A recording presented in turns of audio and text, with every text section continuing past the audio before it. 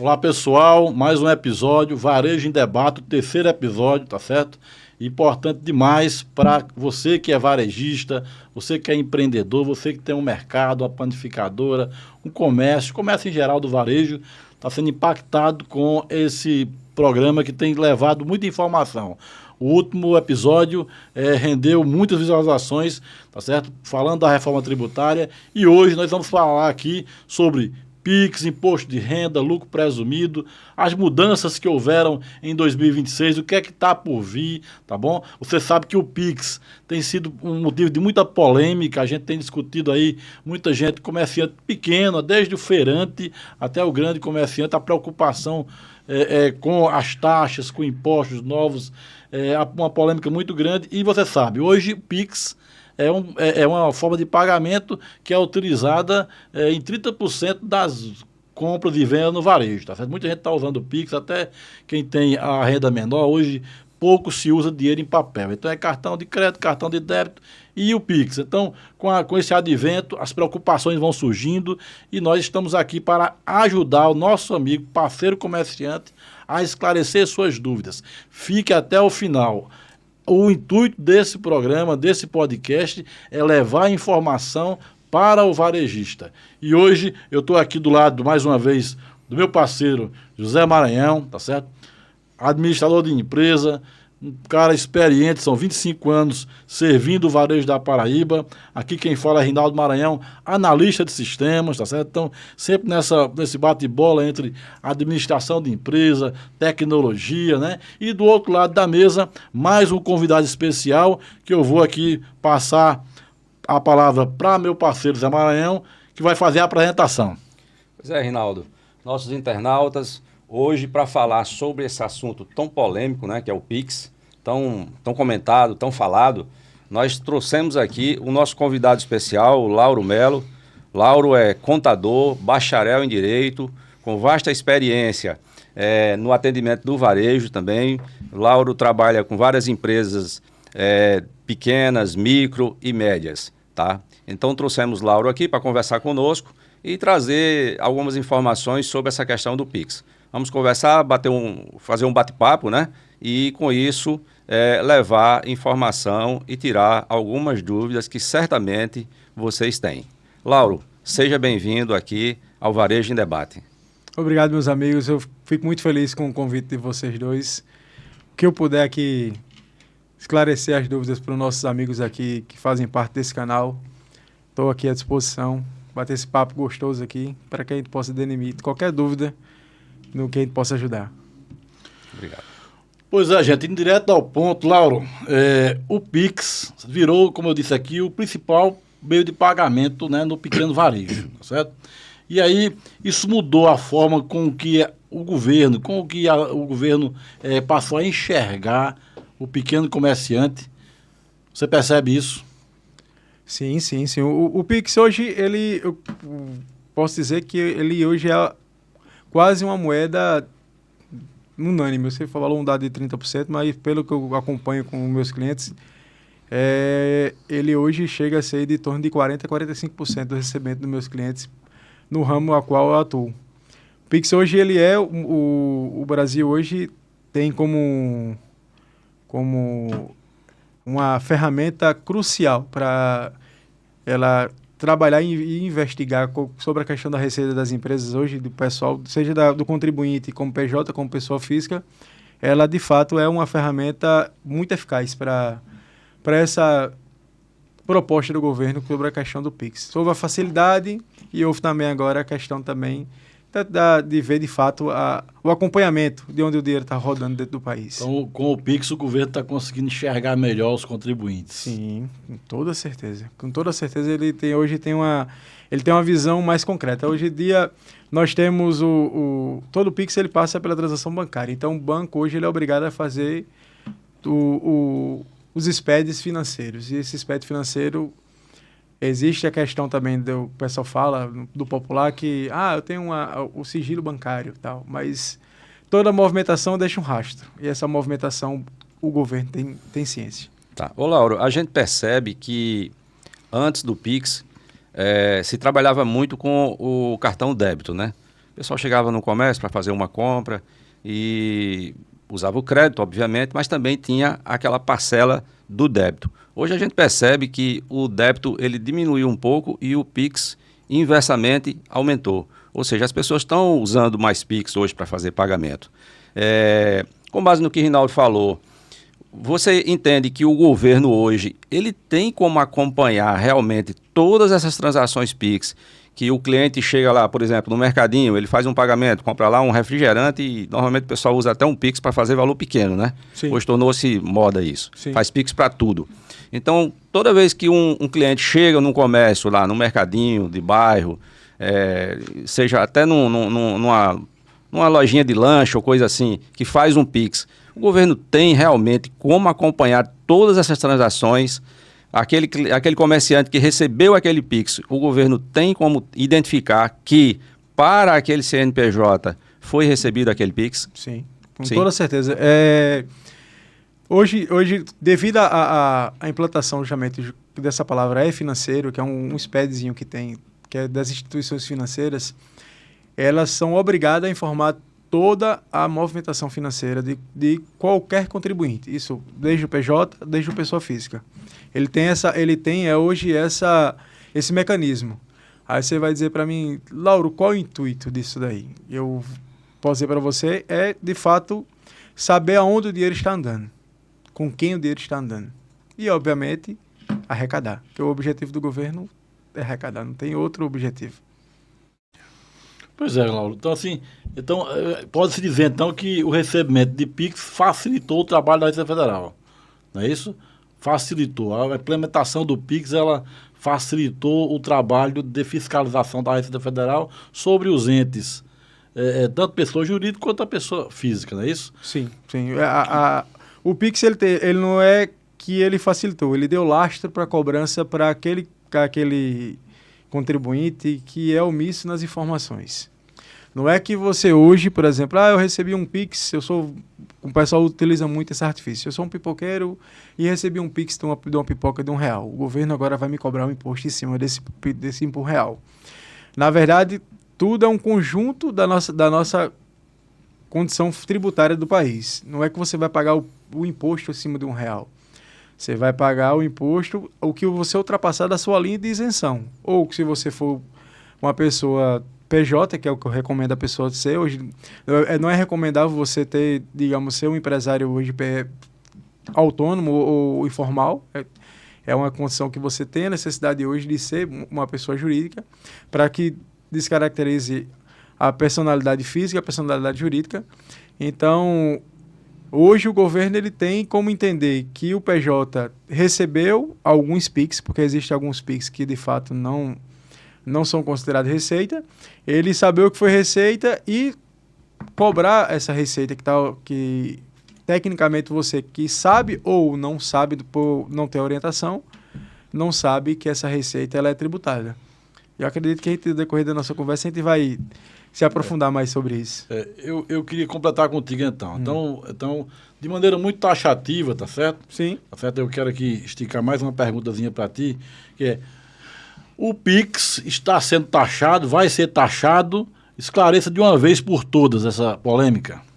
Veja só, eu vejo, isso acontece muito no escritório. Quando aconteceu no início do ano, na virada do ano, meu Réveillon, de muitos dos meus amigos ligarem para mim desejando Feliz Ano Novo, Lauro.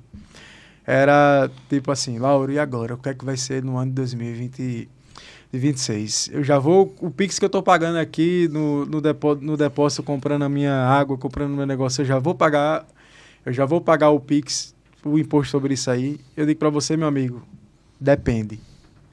A palavra certa é essa, depende. Depende se você vai... depende da forma que você está recebendo o seu Pix. Se você é comerciante que tem o seu empreendimento e está fazendo o recebimento do seu Pix na pessoa física e você tem um empreendimento, e isso vai acarretar para você, de fato, como uma receita ao ser oferida no seu ano e, obviamente, o somatório desses seus recebimentos vai acarretar imposto em renda. Mas você que tem aquele recebimento esporádico do seu Pix, você não vai pagar o imposto sobre o Pix que você está recebendo. Agora, se o seu recebimento de Pix for um recebimento recorrente e ultrapasse os limites de isenção, com toda certeza a Receita Federal vai vir no ano de 2028 cobrar essa omissão de receita. Mas não é um imposto novo, tá certo? Não, Para deixar claro para o contribuinte que está ouvindo, entenda. O que está acontecendo aqui, a partir daí o governo enxergou, né?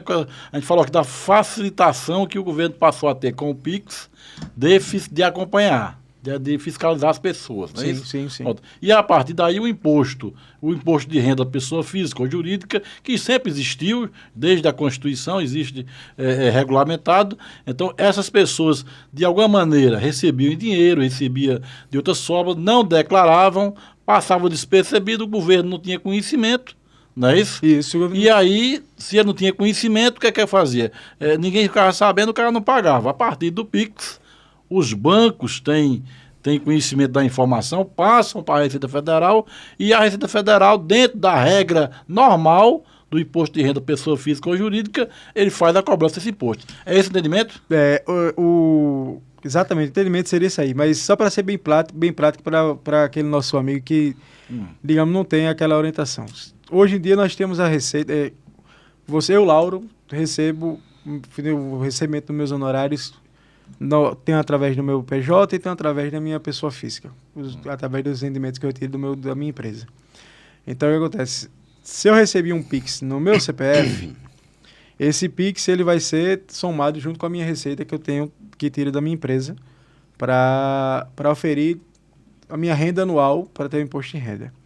Então, o que é que hoje eu posso dizer para você? O governo ele sabe todos os meus recebimentos porque hoje a origem do meu dinheiro vem através de Pix. Então, ele sabe todo o meu recebimento. Então, automaticamente, o que é que o governo hoje... Lauro, você recebeu, o governo vai lhe taxar em todo o dinheiro que você recebeu? Não é bem assim. Ele vai me taxar acima do que for da faixa de isenção. O que for abaixo da isenção, eu só preciso declarar que eu recebi. Se eu recebi até 60 mil ano, show de bola. Não, eu estou na faixa de isenção. A partir disso aí... eu sou obrigado a pagar imposto de renda pelo nosso ordenamento tributário. Ô, Lauro, com relação à empresa, né, a PJ, a PJ ela tem a sua declaração de faturamento mensalmente. Existe algum risco da Receita Federal fazer um cruzamento entre os PIX que essa empresa recebeu e o seu faturamento, fazer um comparativo entre o faturamento declarado e a receita de PIX e automaticamente ela já notificar essa PJ? Hoje sim. Hoje, se você faz a confusão de recebimento entre a sua pessoa física e a pessoa jurídica, a Receita ela tem hoje artifícios de despersonalizar o recebimento jurídico e o recebimento físico e, de fato, haver o cruzamento através do seu CPF e ele saber que esse recebimento, a fim, foi para um ente. Porque hoje você CNPJ, muito deve ser falado que se torna uma segunda pessoa, uma personalidade jurídica, mas para essa personalidade jurídica existir, se faz necessário ter entes de pessoas físicas, que são os sócios ou empresários individuais. Então, o que acontece? A Receita hoje ela consegue ter, de fato, esse cruzamento baseado nos CPF. Se você pegar, eu tenho hoje, como dei o exemplo aqui agora, eu tenho recebimento da distribuição da minha empresa e também tem algumas coisas que eu recebo com um serviço que eu possa fazer por fora, não da contabilidade, mas oriundo de outras atividades que eu faço, e vim a receber na minha pessoa física. Se esse dinheiro não for bem declarado, ele pode acarretar na minha empresa, porque aparenta que eu recebi esse dinheiro da minha personalidade jurídica recebendo na minha pessoa física. Isso hoje o governo tem, sim. Tem essa possibilidade de cruzar. Para isso, se faz necessário, que eu vou defender aqui a bandeira, se faz necessário você ter um bom profissional de contabilidade para lhe fazer a orientação, de fato, do seu recebimento e tentar estancar esse seu recebimento da pessoa física ou lhe orientar de forma correta como você vai receber seu dinheiro na pessoa física. Então, muito cuidado, né? Quem está recebendo o Pix, na sua empresa que essa declaração de faturamento ela tem que ser compatível, né? Sim, porque sim. se houver diferença, o fisco vai identificar. Vai sim. E certamente vai cobrar essa diferença. Vai sim, existe essa possibilidade. Então, gente, é isso que a gente tem colocado sempre, tá? Ter a assessoria contábil qualificada, ter esse conhecimento. Se você não tem, procure, tá certo? Eu acho que é fundamental, tá certo? Não existe bicho de sete cabeças, tá certo? Não. Se você tiver um guia, e aí aquela coisa, o comerciante, né? A gente tem que falar aqui sempre com o José sobre isso. O comerciante ele tem talento para comprar, talento para vender, ele administra seu negócio, e essa parte burocrática, tributária, tá certo? É importante demais que ele tenha uma boa assessoria contábil. Por isso que esse programa aqui, esse podcast é para a valorização do contador, Laura. A gente discute frequentemente, debate esse tema, porque a qualificação da empresa, ela passa por uma boa contabilidade. A assessoria contábil de qualidade, ela pode levantar uma empresa. Se ela não tiver a qualidade necessária, ela pode prejudicar. Então, procure você, um contador, tá certo? Qualificado para a sua empresa, porque você vai, sim, com certeza, superar todos esses desafios, tá certo? Eu tinha aqui uma pergunta aqui da internet, que é o seguinte: o pequeno comerciante precisa realmente ter mais cuidado com o Pix. Então, você sente ainda que o pessoal ainda está relaxado, recebendo os pagamentos e não está tendo esse cuidado, né, Laura? Ainda tem muita gente ainda recebe no Pix, na conta do pessoal, recebe no Pix, às vezes, da conta do MEI que ele tem, recebe no nome da mulher, ainda tem uma bagunça ainda em relação a isso. Quais são os cuidados que você acha que deve adotar? Isso de fato acontece hoje com todo sonhador, que eu costumo dizer que o empreendedor brasileiro, ele é mais do que nunca, ele é um sonhador, desbravador e um herói. Um herói. Eu costumo dizer, todos os meus amigos clientes, que eu não tenho clientes, eu tenho amigos clientes, eles são sonhadores e são heróis, porque hoje precisam muito, de fato, ter esse entendimento, principalmente agora com o advento dessas novas instruções normativas sobre o Pix, sobre a questão do recebimento e como receber. E há, de fato, uma confusão de recebimento da pessoa física. Eu tenho... só dar um exemplo, não acontece com meus amigos não, mas acontece no Brasil real. Eu sou empresário, tenho o meu comércio, mas o comércio é no nome de uma pessoa que eu confio, que é um amigo meu, e tenho um recebimento na conta deste meu amigo e faço a movimentação toda na conta desse meu amigo. E recebo o Pix através de rendimento desse empreendimento que é no nome desse meu amigo. Na minha conta, na conta da minha esposa, na conta do meu filho. E hoje, como existe, nós fazemos a declaração oriunda, que é a declaração do imposto de renda, hoje a Receita Federal ela consegue identificar o grupo familiar. E ela consegue entender, como é que Zé Maranhão não tem nenhuma receita de origem, nada que justifique a origem do dinheiro dele, e ele tem recebimento na conta do Pix, recebendo dinheiro constantemente de Pix, pequenos Pix que tem de vendas pequenas. A Receita Federal ela vai fazer e vem fazendo já desde o ano passado esses pequenos alertas para o empresário que usa essa ferramenta. Qual é o conselho que eu dou? É que, de fato, faça todo o recebimento dentro da sua PJ. Porque tendo o recebimento na PJ das formas dos PIX corretos, ele vai saber que até o limite que é do proveniente do MEI, ou até mesmo do Simples, ou do lucro presumido, ele vai saber como é que vai ser tributado e como é que vai ser declarado aquilo ali. E vai se precaver de futuras dor de cabeça com a Receita Federal. Porque no Brasil, o crime de omissão, de sonegação financeira, ele é um crime pesado. Então, é interessante que, de fato, tenha esse entendimento que o que eu recebi proveniente da minha empresa, do lucro ou da venda da minha empresa, ela seja recebida nas contas da minha empresa, não na minha conta de pessoa física. Que venha para a minha conta da pessoa física, de fato, seja oriundo das minhas retiradas, do proveniente, que o pessoal fala do meu lucro. Na verdade, o empresário, o lucro fica na empresa. Ele vai fazer as retiradas dele para que ele se mantenha e tenha os seus investimentos posteriores. Mas o lucro ela fica na empresa para que a empresa consiga crescer e consiga se manter. A realidade é essa. Ô, Lauro, e com base nessa informação aí, por exemplo, o cidadão que ele tem um MEI, abriu um MEI, está operando com o MEI, e esse MEI ele tem lá o seu limite de faturamento, que ultrapassando aquilo ele pode ser desenquadrado. Isso. Né?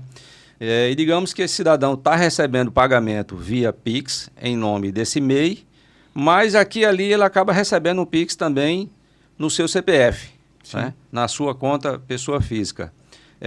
Ele está incorrendo no risco da Receita fazer uma somatória entre esse Pix que ele está recebendo pessoa física e o Pix que está recebendo na PJ, e isso acabar influenciando no limite de faturamento dele e acabar desenquadrando ele desse MEI? Sim, muito importante essa sua pergunta, porque esse ano especificamente, no ano de 2026, a Receita Federal ela vai fazer essa checagem trimestral. Isso é muito importante. Você que tem o seu empreendimento hoje do MEI e... eu tenho uma maquinetazinha da bandeira X e tenho na pessoa física e tenho na minha pessoa jurídica. E se você ultrapassar o limite de 81 mil, que é o limite do MEI, com toda a convicção e certeza, você vai ser convidado a se retirar do MEI automaticamente. 81 mil anual. Anual. O pessoal fala que tem aquela questão de recebimento de 6 mil mês, mas você pode ter um rendimento de 81 anual. Eu tenho aquela venda esporádica, eu sou aquele empresário que eu faço uma venda de 80 mil e não vou ter mais possibilidade de vender mais o ano todo. Então, essa é a realidade hoje do MEI, que eu acredito que deveria ser discutido hoje também futuramente com as classes políticas, que de fato melhore, porque a inflação já vai fazer um tempinho que vem, 81 já vai estamos nessa meta aí, já vai fazer mais de 6 anos que está em 81. Então, a inflação em 6 anos, não acredito que está praticamente impraticável ter hoje um MEI. O MEI hoje é só, digamos, é o start mesmo da abertura do empreendimento, porque quando menos esperar, em 2, 3 meses, você vai ser obrigado já a se tornar uma empresa do Simples. A pergunta do Zé foi interessante, porque é exatamente para essa questão da mistura, né? Sim. Então, hoje, para deixar claro, o limite do MEI é de 81 mil anual. Então, aquele cidadão que trabalha como MEI, vamos lá, ele tem uma conveniência. E naquela conveniência ele tem uma máquina de cartão de crédito no CNPJ da conveniência, está lá no CNPJ dela. Então, durante o ano, ele recebeu mais de 81 mil reais em Pix, cartão de crédito, movimentou pelaquela conta bancária do MEI dele, mais de 81 mil reais. Certamente, ele será desenquadrado do MEI, porque ali tem uma prova clara de que a empresa dele fatura acima do limite, né, estimulado pelo governo, não é isso? Sim, exatamente. Aí, lidando a dinâmica, Renato, sendo prática aqui para nossos amigos aqui, eu sei que esse podcast vai ultrapassar barreiras. A gente quer levar informação. Aí vai ultrapassar a barreira, então o que acontece? Aqui no nosso estado da Paraíba, quem faz esse nosso controle de fato desse limite não é o governo federal, é os entes estaduais, é o governo do estado. O governo do estado, ele tem, digo para você porque eu tenho empresas em Pernambuco, e tem empresa em Natal e tem empresa em Sergipe. E eu digo a você, do estado da Paraíba, ele é o único estado que está bem preparado para, de fato, acompanhar isso mensalmente. Digo mais ainda, em tempo real, o faturamento de uma empresa hoje, seja do MEI ou seja do lucro simples, ou seja do lucro presumido. Ela acompanha isso através das suas próprias emissões da nota e automaticamente também dos recebimentos dos cartões de crédito, que é também com a questão do recebimento do Pix. Se você receber na maquinetazinho, automaticamente o Estado, hoje no Estado da Paraíba, ele tem ciência de toda essa operação. E é ele, hoje, quem dá o primeiro convite para você, empresário do MEI, que ultrapassa 81 mil, ele convida você, de fato, que não ultrapasse os 20% também, sabe, vale também dizer isso aqui, que não ultrapasse os 20% dos 81, para você permanecer no Simples, porque senão ele já lhe convida automaticamente para você ir direto para o lucro presumido, se você ultrapassar a questão dos 20%. Salvo engano, também para o nosso amigo que é caminhoneiro e transportador autônomo, o limite é de 154, não é de 81. É bem diferenciado, né? Tem também para dizer que eu tenho também na minha carteira. Ainda na pergunta de José aqui, para a gente finalizar já esse bloco, tá certo? É isso. A gente falou de 81 mil para o MEI, mas digamos que esse cidadão tem esse MEI e ele também tem uma renda, tá certo? De 4 ou 5 mil reais no seu CPF, tá certo? Essas rendas serão somadas e pode possibilitar, digamos que ele faturou 60 mil no MEI durante o ano e recebeu mais 50 mil no seu CPF. Você recebeu um movimento na sua conta corrente. Isso implicaria na expulsão dele do Simples? Perdão, do MEI? Do MEI, não. Veja só, em partes. Vou dizer quais são os fatos que ele poderia ser expulso do MEI. Se esses 60 mil, ele é um comerciante, como a gente deu exemplo aqui, de um depósito de conveniência.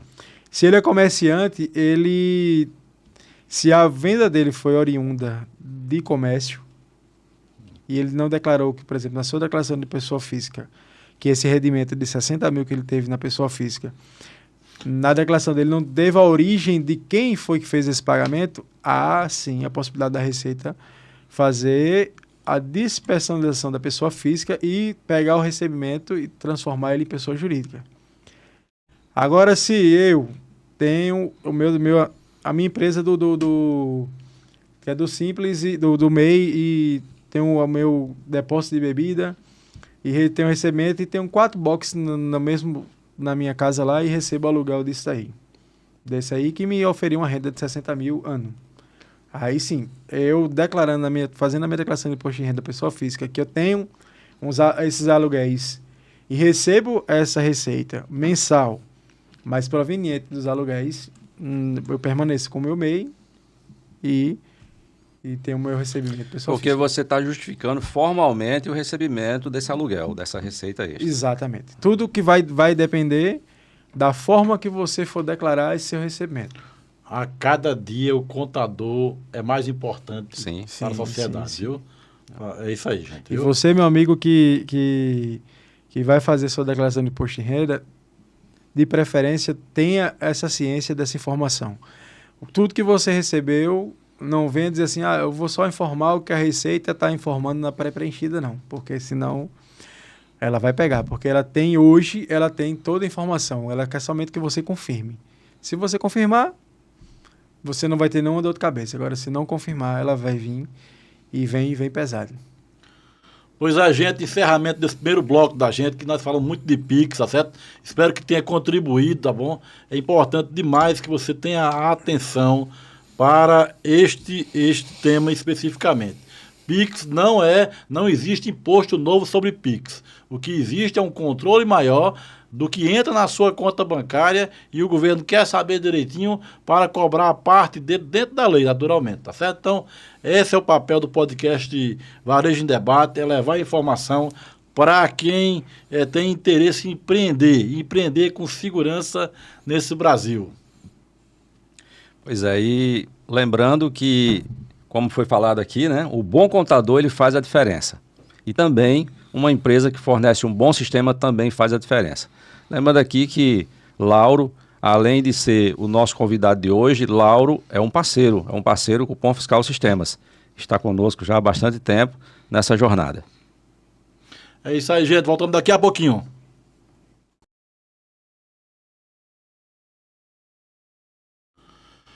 Voltando aqui, tá certo? Com o nosso podcast de Varejo em Debate. O bloco anterior falamos muito sobre Pix, tá certo? As mudanças que houveram, tá bom? E agora o tema é mudança no imposto de renda para as empresas. 2026 teve muita mudança, tá certo? E a gente tem aqui destrinchar, tá certo? Nosso papel é sempre derrubar os mitos, simplificar o debate e trazer a notícia, trazer a informação concreta para você que é varejista, comerciante da Paraíba e do Brasil. Então, continuo aqui com o nosso parceiro Zé Maranhão, Lauro Melo, para a gente falar um pouco sobre imposto de renda, tá certo? Para as empresas do lucro presumido, Lauro. Muita mudança esse ano, não foi isso? Exatamente. Esse ano Tem umas mudanças importantes para o empresário. Vou segurar um pouquinho, porque pode ser que quem esteja vendo a gente não sabe direito o que é uma empresa de lucro presumido. Existe a empresa do MEI, existe as empresas optantes pelo Simples Nacional, existe empresas optantes pelo presumido, e existe empresas optantes pelo lucro real. São basicamente os 4 regimes utilizados aqui no Brasil, não é isso? Exatamente. Tá certo? E o lucro presumido é aquele regime, parece que é o intermediário. Me fala um pouquinho, Lauro, de como é que funciona o lucro presumido e quais são as empresas que se encaixam nele.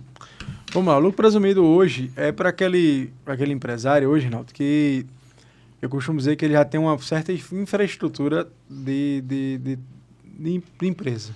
Uma empresa Então, média. Uma empresa média. Porque tem empresas que hoje, que são grandes, ainda são do simples, mas dependendo de um estudo, de um planejamento tributário, ela às vezes se enquadra com uma condição de fato ser uma empresa do lucro presumido. A empresa do lucro presumido hoje, ela lhe dá a possibilidade, sendo na prática, como a gente vem sendo, ela lhe dá a possibilidade de você adequar de fato a tributação da sua empresa na ponta.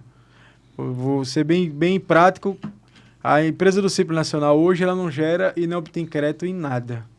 A empresa do lucro presumido, ela tem a possibilidade de você obter créditos e gerar débitos também para outras empresas.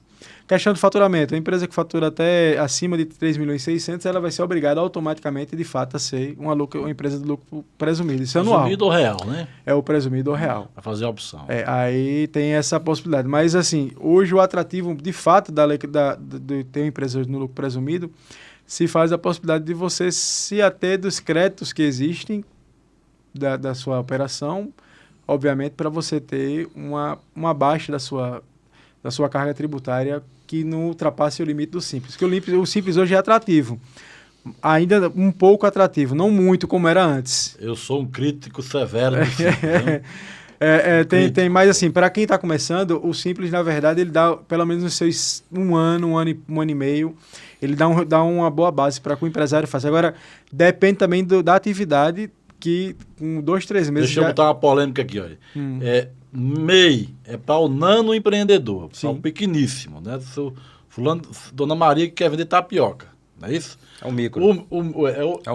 É o nano. Aí você chega no Simples, é para o micro. É para aquele cidadão que vende 100 mil por mês, está ali para baixo. Quando começa a falar de 100 mil, a gente já vê uma alíquota pesada sobre ele, né? Sim. E aí eu chego para uma patamar depois de ter um mercadinho, 200 mil reais por mês, que eu faturo, tá certo? Aí eu já tenho que começar a pensar. Eu tenho saído simples ou para o presumido ou para o lucro real. No campo do mercadinho eu sempre sugiro para os parceiros ir para o lucro real, porque a margem é baixa, né? Sim. Mas tem alguns ramos onde a margem é um pouco maior, né? Então, me parece que o presumido tem isso, né, Laura? Tem. O governo, ele ele presume um lucro, então ele cobra os tributos, especialmente o imposto de renda da pessoa jurídica, a contribuição social sobre o lucro líquido, ela é baseada em cima de um lucro presumido, o lucro que o governo, digamos assim, presume que você tem. Exatamente. Ele tem uma estatística de fato, de acordo com o seu faturamento, ele diz quanto é que mais ou menos que você vai ter de lucro. Às vezes meu mercado me dá 4% de lucro ao mês. Presumido é bom ou ruim? O supermercado. Um presumido para você já não é atrativo. Não é atrativo. Quando é que começa a ser interessante o presumido? Quando você tem hoje de lucro oferido, se ele for digamos, acima de 8%, ele de fato ele vai... Para o comércio, não é isso? Comércio. Existe... E serviço seria 32 também. Existem alguns segmentos que, vamos dizer assim, que se enquadram ou se adequam melhor para essa modalidade de lucro presumido? Lucro presumido, sim. O lucro presumido hoje, assim, o ramo de alimentício de supermercado, de iniciais, é interessante para ficar aí o ramo de transportadora, dele no lucro presumido, ele tem essa possibilidade de obter uma alíquota bem menor de imposto, porque tem a questão do crédito presumido, por exemplo, para a questão do ICMS, ele dá um crédito já automaticamente de 20% do valor da sua receita. Se você faturou hoje 1 milhão, ele já lhe dá um crédito de 20% em cima da sua receita para você abater em cima para oferecer imposto do ICMS. Tem a questão também que hoje lhe dá a questão dos monofásicos, que lhe dá a possibilidade de você retirar da base do PIS e do COFINS a questão do ICMS. Tem a única coisa que pega, que é onde vai, digamos, ser o baluarte entre o presumido e o lucro real, é sobre a questão dos adicionais do imposto de renda. Que aí você vai ver se de fato vale a pena ser lucro real e ser presumido. Que hoje o que vende muito, Rinaldo e Zé, aqui na internet, é que o lucro real ele é, de fato, para todas as atividades, o salvador da pátria. Porque você só vai pagar... É vendido na internet da seguinte condição: você só vai pagar o imposto depois que tirar a sua despesa. Eu costumo dizer que na prática não é bem assim. Porque se você partir da seguinte ideia, quais são o custo da sua operação física hoje com a questão de folha de pagamento, você tem e paga-se 21% em cima disso aí. Então, se você tiver para a sua operação, se você tiver 20 funcionários, você já vai ter uma receita em cima disso aí. No Simples, você vai pagar só 8. Você vai pular para 21. Aí você vai vai deduzir todas as suas despesas e vai ser deduzida somente sobre a contribuição e sobre o imposto de renda. Mas o seu PIS e COFINS, a alíquota, ela dobra. Então, em tese, eu costumo dizer, respondendo a sua pergunta, para algumas atividades, como na parte de mercado, de supermercado e mercadinho, mini mercado, dependendo do seu faturamento, é interessante permanecer no presumido ou migrar para o lucro real.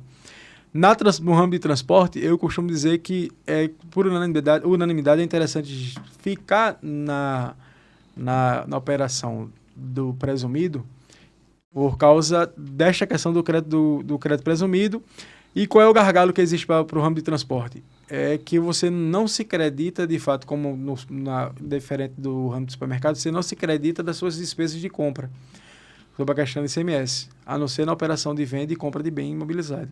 Mas, em relação a isso aí, na operação na ponta, você consegue chegar a uma alíquota de 12% a 16% do total da sua operação. Isso já com PIS, COFINS, imposto de renda,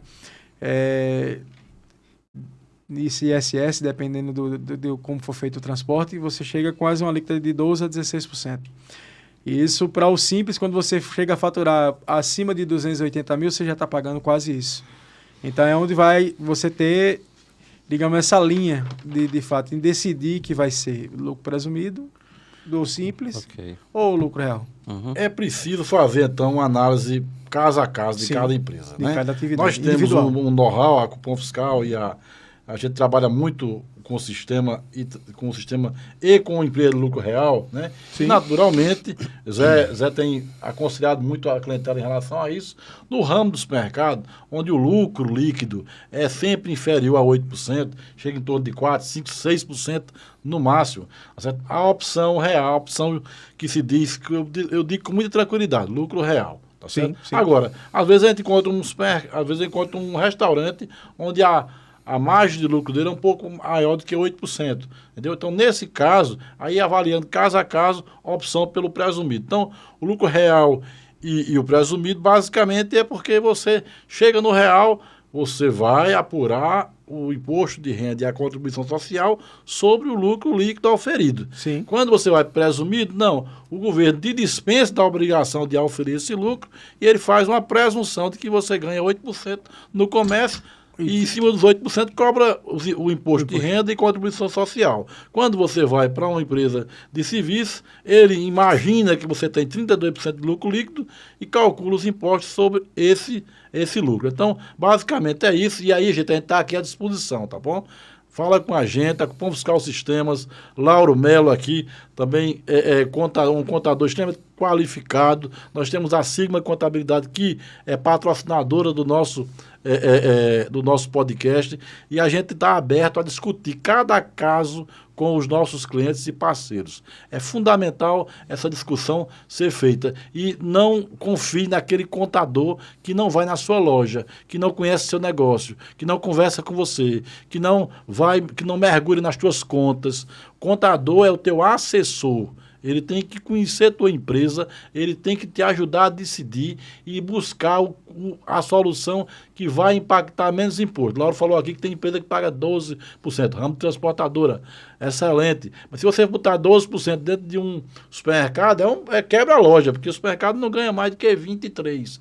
E tem uma despesa operacional da casa de 12. Então, 12 com 12 dá 24. É 24. Ele não tem lucro nenhum. Então, a gente tem que discutir cada caso, tá certo? E converse com o contador. Não confie em contador que não conhece sua empresa. É preciso ele conhecer para poder te ajudar. Então, passando aqui para a segunda pergunta, Zé Maranhão vai conduzir aí para a gente caminhar com esse bloco. Ok. Lauro, quais são as mudanças com relação a imposto de renda que estão sendo discutidas para o próximo ano?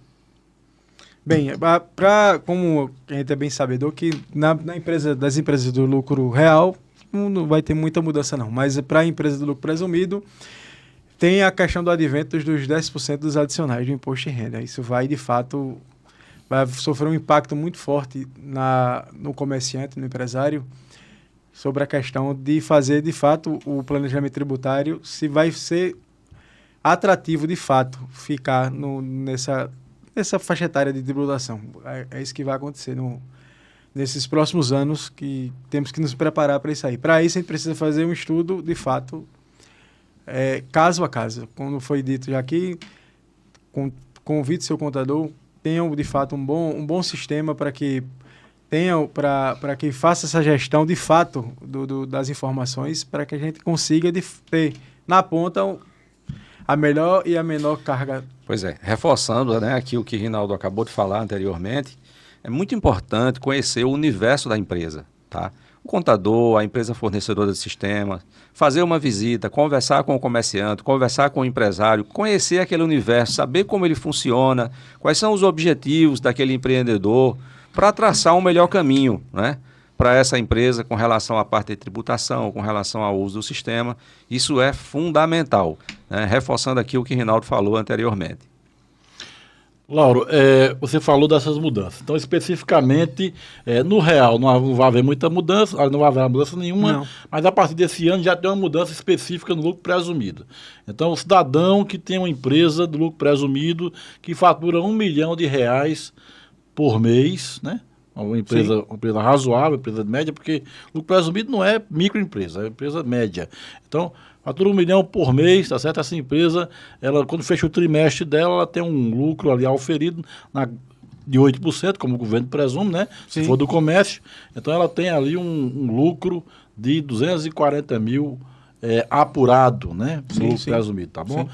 Antigamente, esse valor, 240 mil, chegava na contabilidade e o contador já, com essa base de cálculo, ele auferia a base de cálculo de 8%, 240 mil, calculava lá o imposto de renda da pessoa jurídica, a contribuição social baseado nesse valor. Era assim até agora há pouco. Isso. Aí agora, com essa mudança, como é que, o que é que impacta de maneira muito prática? Sendo prático, hoje ele pega o que acontece. Ele oferiu esse é o valor do imposto de renda no valor de 240 mil, como você disse aí, para encurtar.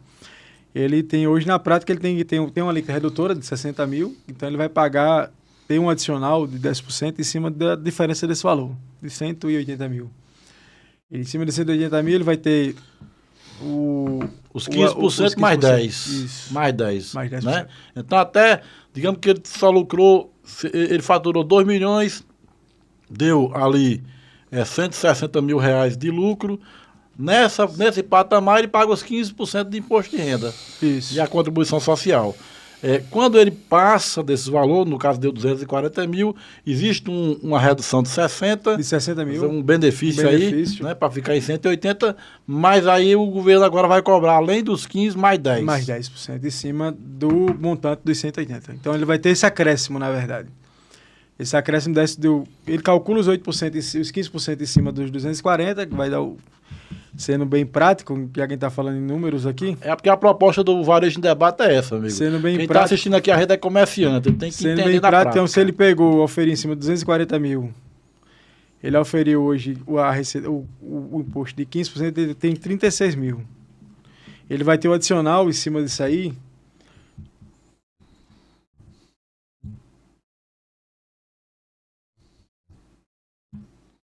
Vamos lá fazendo conta aqui ao vivo, viu, Ao gente? vivo. Fazendo conta aqui ao vivo.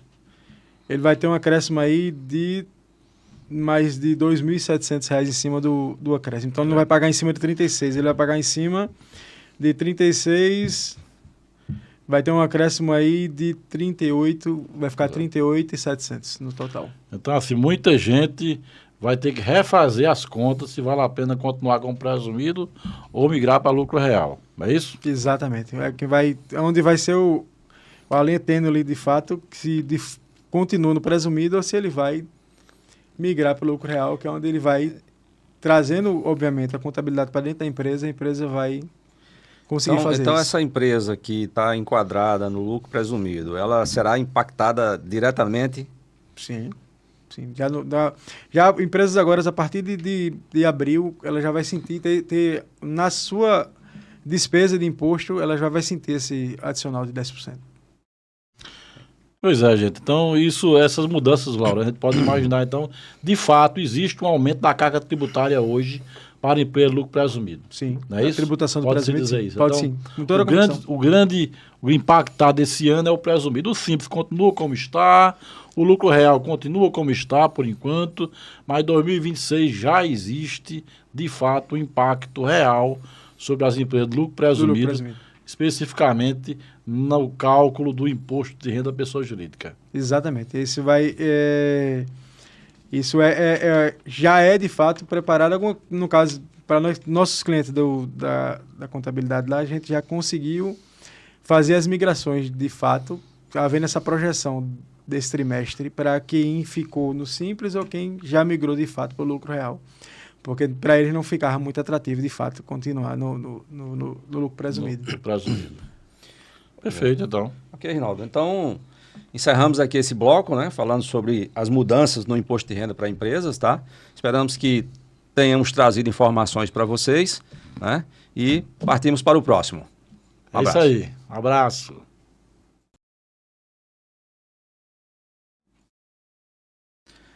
Olá, internautas e empreendedores. Estamos de volta aqui com o Varejo em Debate para o terceiro bloco. Nesse bloco, nós vamos tratar um assunto que é bastante polêmico e muito interessante. Vamos tratar da questão da distribuição de dividendos e da tributação desses dividendos. Esse assunto tem sido bastante comentado, bastante discutido e surgem algumas dúvidas. Nós estamos aqui hoje para tratar desse assunto e esclarecer para vocês, levar informação sobre esse tema tão importante. Pois é, gente, eu sou, você já sabe, Rinaldo Maranhão.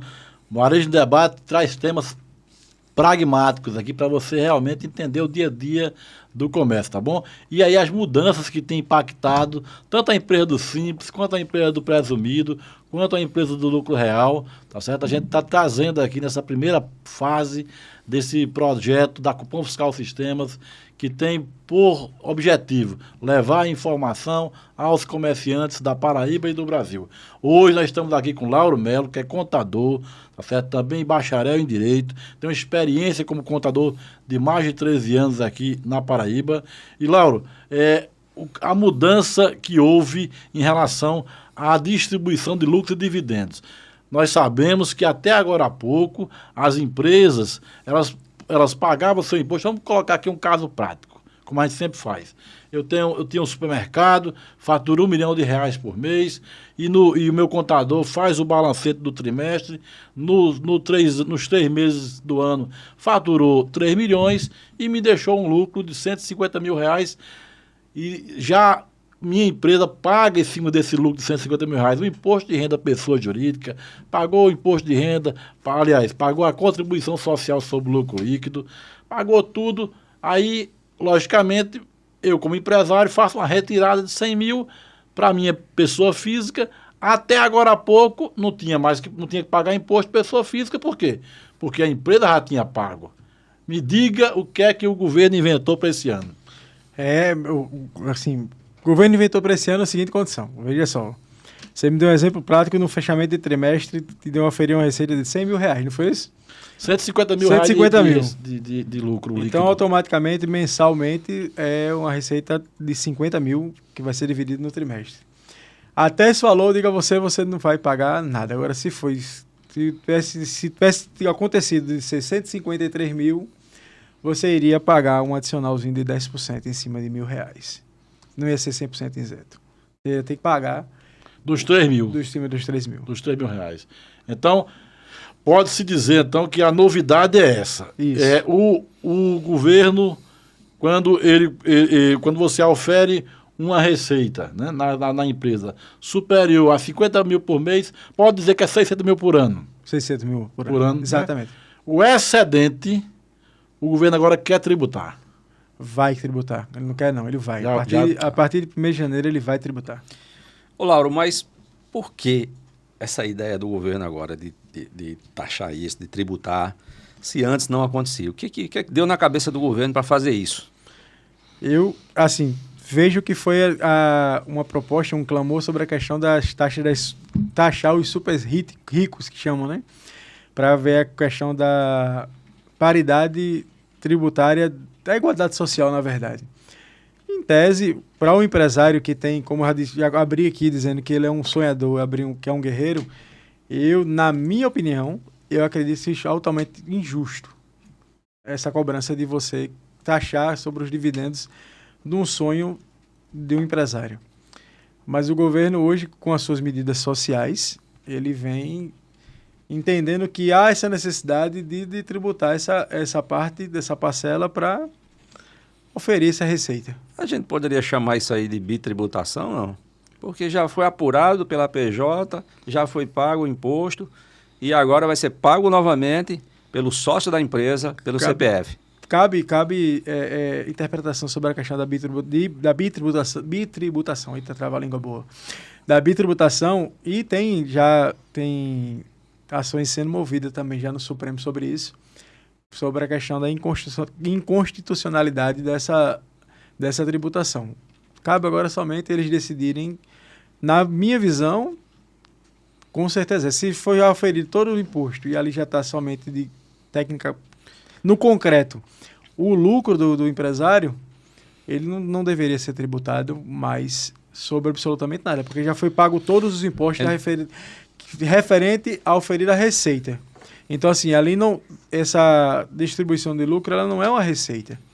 Ela já é, digamos, um saldo, de fato, de toda a operação que existe Lauro, dentro receita. Dentro desse contexto, eu tenho uma outra pergunta a fazer. Digamos que eu tenho duas empresas.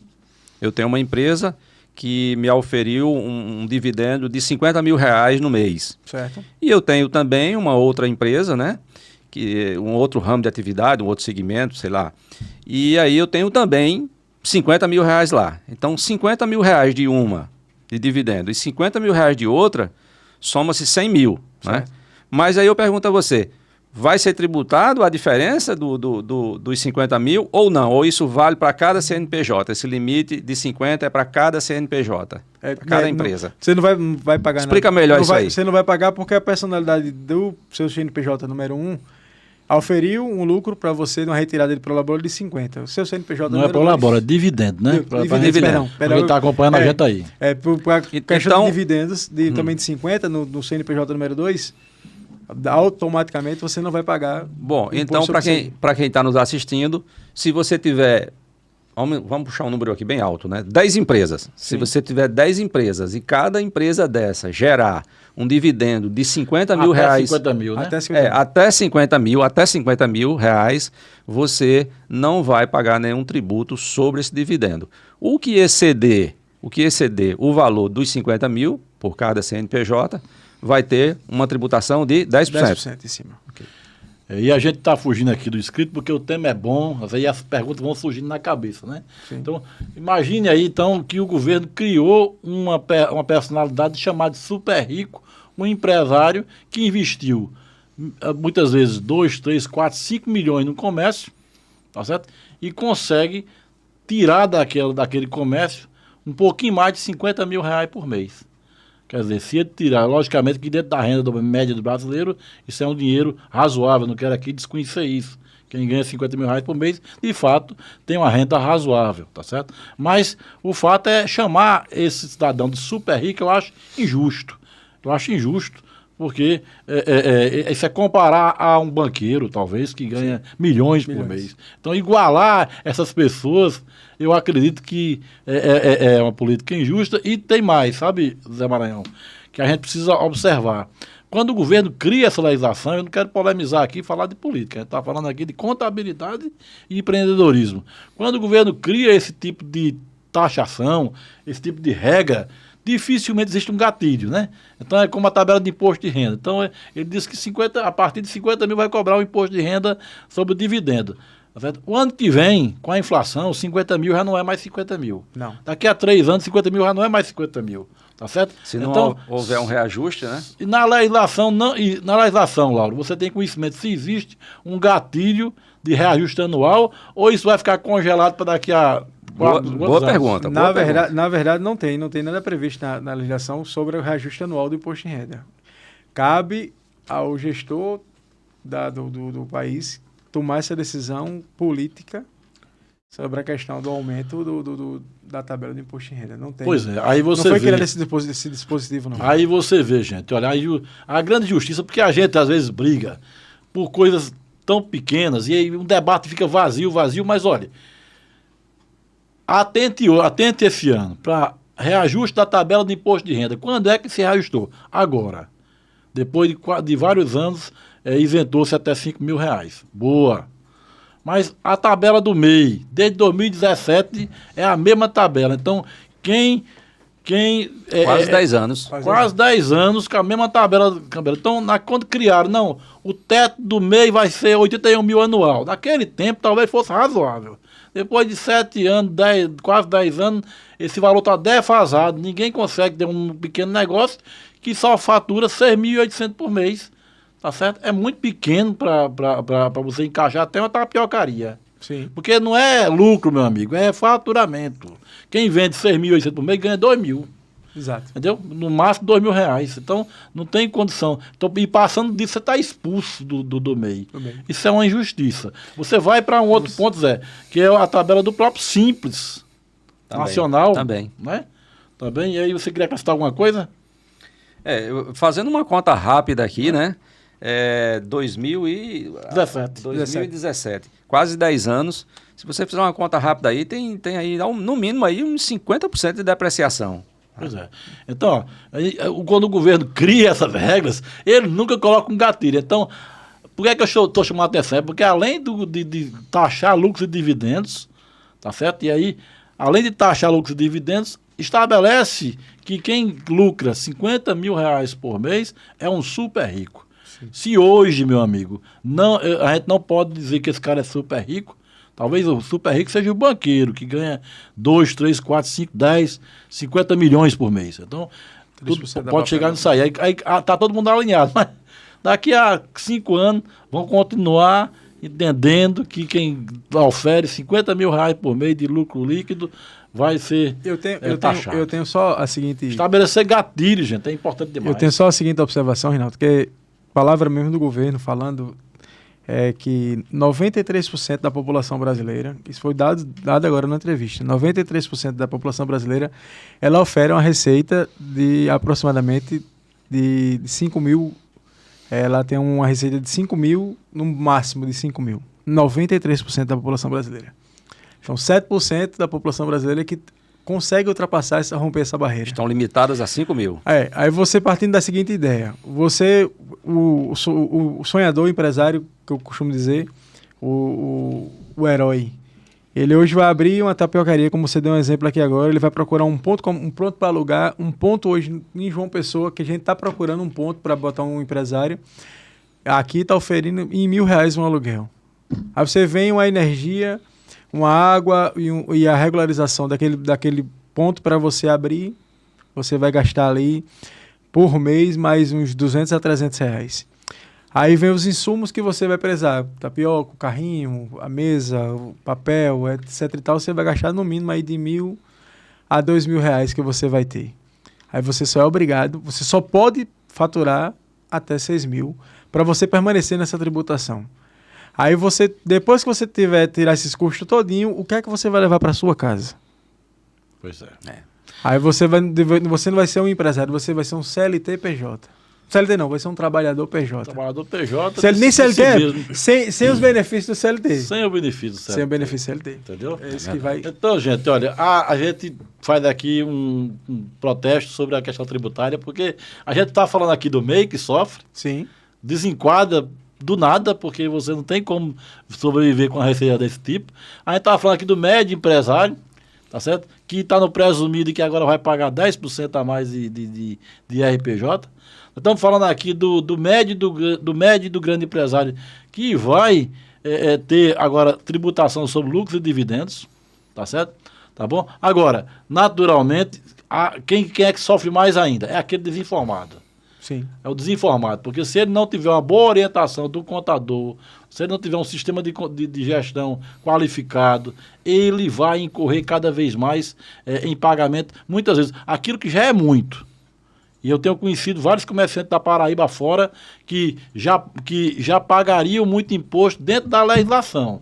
E ele, por falta de conhecimento, ele paga muitas vezes dobrado. Acaba pagando mais. A escolha do regime tributário errado, a falta de uma assessoria contábil qualificada, a falta de um sistema de gestão eficiente. Por isso que existe o Varejo em Debate, Lauro, que é para trazer aqui um gestor experiente, para trocar ideia com a gente, para trazer tecnologia para o comércio varejista, para trazer um bom contador para o comércio varejista, porque só esse trio é que pode, de fato, fazer a diferença na vida do empresário, que vive digamos assim, numa luta permanente para conseguir sobreviver no Brasil. Essa é a verdade. Isso é verdade. Ô, Lauro, a gente vê o seguinte, que o pequeno empresário, ele com a retirada desse dividendo, né, de certa forma, vamos dizer, o cidadão tem um comércio, tem um estabelecimento comercial, ele começou a ganhar um dinheirinho e começou a fazer a retiradazinha dele, e aí ele já começa a pensar em empreender e colocar um novo negócio. Com essa tributação agora sobre esse valor que ultrapassar os 50 mil, de certa forma, eu creio que vai diminuir o dinheiro do empresário, do caixa para investimentos futuros. Acredito que vai inibir o empresário a querer, de fato, ser esse empreendedor de um próximo negócio. Porque ele vai dizer, como eu vou ter como governo o próximo sócio no outro empreendimento, eu entrei com tudo, entrei com insumo, com dinheiro, com força, com intelecto, com esforço físico, e o governo simplesmente, a gente sabe que não dá subsídio, não dá força, não dá incentivo, não dá nada. Eu acredito que para a profissão de empresário, que hoje é considerado, desculpem aos amigos que discordam do que eu vou dizer agora, o empresário que hoje é considerado um bandido. Hoje, a cultura que vem acontecendo no nosso país é que o empresário hoje, ele é um criminoso, tanto qual a um traficante, eu costumo dizer. Porque hoje você sai da sua casa, você emprega, dá oportunidade de trabalho para outras pessoas e é considerado uma pessoa que oprime, que suga, que explora. Na verdade, você é uma pessoa que sonha, dá oportunidade e dá dignidade a uma pessoa a sair da sua casa, a lutar pelo seu trabalho, pelo seu emprego e pelo seu salário para trazer o sustento para sua casa. Às vezes coloca o empresário hoje como um criminoso que está ali, tipo assim, atrapalhando a sua vida de você ter um sucesso para dentro da sua casa. Na verdade, o empresário ele é um cara que teve um sonho em empreender e colocou esse sonho em prática e está dando a oportunidade de você levar sua dignidade para dentro de casa. Isso desde da parte de trabalho até da parte do governo. O governo, ao identificar que se você oferir uma receita acima de 50 mil, você é considerado um super rico no Brasil. Eu costumo dizer que isso não é onde você... Quem hoje te oferece uma receita de 50 mil, você investiu dentro do seu negócio no mínimo de 3 a 4 milhões. Então, o que você investiu, na verdade, não leva em conta a condição disso aí. É isso que eu faço esse questionamento. Não se leva em conta o seu esforço físico, o seu capital que você colocou dentro. Você é obrigado ainda mais a ter essa... Corre o risco, Laura, então, de alguém pegar um capital de 3 milhões e fazer uma aplicação bancária. Sim. Porque aí, né? Ô, Rinaldo, imagine-se, né, que uma empresa que fatura em torno de 4 milhões, imagine quantos empregos essa empresa não está gerando, né? Sim. Imagina isso aí. São quantas pessoas trabalhando naquela empresa, recebendo um salário, né, e indo para o comércio fazer suas compras, fazendo o comércio girar o dinheiro daquela própria comunidade, daquela própria cidade, daquele próprio local, né? Então, assim, o empreendedor, ele, como você falou no início, né, ele é um herói. E no Brasil, eu acho que ele é um super-herói. Sim, eu tenho essa convicção. Eu queria só abrir só um parênteses para vocês, assim, que eu não sei se vocês estão vendo essa questão, vai fugir até um pouco assim do foco, mas vai ser bem rápido. Vocês estão vendo que hoje o empresário está sendo, já foi taxado, como eu disse aqui, e está sendo atacado de todas as frentes, desde a frente de governo, da parte de impostos, e desde a frente também das legislações que são trabalhistas, que é o que está sendo o segundo ponto hoje, eu acho que é um dos calcanhares daquele do empresário está sendo a parte trabalhista. Não o trabalhador, mas as legislações trabalhistas, que vão chegar a um ponto que você não vai querer mais ter um ser humano trabalhando com você. Vai chegar a esse ponto, porque são tantos direitos que estão aferindo que vai ser impraticável você ter um trabalhador. Isso, Lauro, nós vamos marcar um episódio aqui só sobre essa questão trabalhista, porque daria aqui 1 hora de debate. Dá. A gente sabe das mudanças, o impacto. Muitas vezes essa quantidade de regras inibe o empresário de contratar mais gente. Mas para finalizar, tá certo? Nós temos mais alguns minutinhos. Essa questão do dividendo, Zé levantou aqui um detalhe interessante. Quando sobra R$50 mil no caixa de lucro, ou 60 que seja, esse dinheiro geralmente ele serve para abrir uma nova empresa. O empresário está com aquele recurso ali, é para fazer uma ampliação, é para fazer. O cara tem um mercado, quer botar uma padaria dentro. O cara tem um mercado, quer botar um açougue dentro. Então esse dinheiro, cidadão, ele não fica guardado no banco, não. Esse dinheiro é para investimento. Quando o empresário lucra no final do mês 30, 40, 60 mil reais, esse dinheiro é para investir numa filial que vai abrir uma outra loja, vai empregar mais 5, 6, 10 pessoas. Então, isso de fato é uma injustiça. Lamentavelmente, a gente tem que assistir isso. Mas nós vamos buscar sobreviver, porque o empresário é, sobretudo, um sobrevivente no Brasil. Tá certo? Com muita qualificação, com muito investimento e conhecimento, nós vamos sobrevivendo nesse país a duras penas. E vamos continuar avançando, se Deus quiser. Ok. Bom, encerramos aqui, né, Rinaldo? Mais um Varejo em Debate, nosso 3º episódio. Lauro, muito obrigado por você ter aceitado esse convite, meu irmão. Você qualificou muito aqui, tá certo? O nosso debate, tá bom? Trazer sua experiência pra gente. Faça aí suas considerações finais. Eu que tenho a agradecer a vocês pelo convite, ter essa oportunidade de ter esse canal aqui de esclarecimento, acredito que vai ajudar muito o empresário paraibano, até mesmo brasileiro, que vamos romper barreiras e ter essa oportunidade que você que está em casa assistindo puder acompanhar, seguir essa página, porque todo o material que vai ter aqui é um material que vai servir para você, de fato, diminuir sua dúvida, porque no Brasil a legislação está sendo criada todos os dias. E aqui, junto com o pessoal do Varejo em Debate, vocês vão conseguir ter a atualização do que está acontecendo no nosso país. Eu tenho a agradecer aqui a Zé, a você, Rinaldo, por essa oportunidade de trazer um pouco do conhecimento que nós temos aqui sobre a legislação da nossa tributação brasileira. Se me coloca à disposição, sempre que for possível, coloco à disposição você, meu amigo e minha amiga que está nos ouvindo. Você vai vir mais vezes aqui, viu? José, palavra final que fica. Nós te agradecemos, tá, Lauro? Muito bom ter você aqui conosco, batendo esse papo. Eu acho que foi bem produtivo hoje, né, Rinaldo? Bom. Bem produtivo, muita informação relevante, importante, tá? E fechamos hoje com chave de ouro. Convidamos você para participar dos próximos, estar conosco aqui, que eu acho que a gente ainda tem muita informação para trazer para os nossos espectadores, para os nossos amigos empreendedores.